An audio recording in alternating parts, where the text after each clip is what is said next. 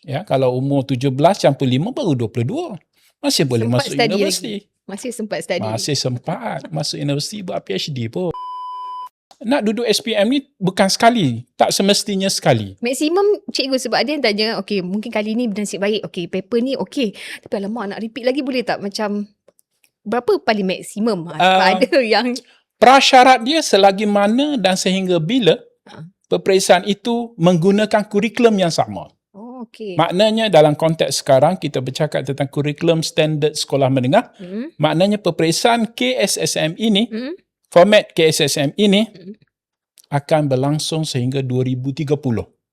Mana kita ada 5 tahun lagi ataupun untuk tahun ini 5 tahun lagi untuk memperbaiki sijil atau menampal sijil itu.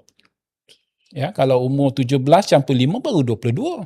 Masih boleh Sempat masuk study universiti. lagi. Masih sempat study. Masih sempat masuk universiti buat PhD pun. Bila tampal sijil tu, maksudnya kita ada apa-apa yang macam kalau kita dapat SPM original, biasanya biasa saja kan. Cuma dia akan nyatakan tahun tahun memperolehi keputusan itu bagi subjek yang berkenaan. Okey, jadi tak ada. Dia akan berbeza lah. Dia akan berbeza dengan sijil orang yang dapat sekali dan terus berjaya. Dia cuma ada sedikit pernyataan yang menyatakan tahun bila dia berjaya memperolehi grade itu bagi mata pelajaran yang berkenaan. Itu saja.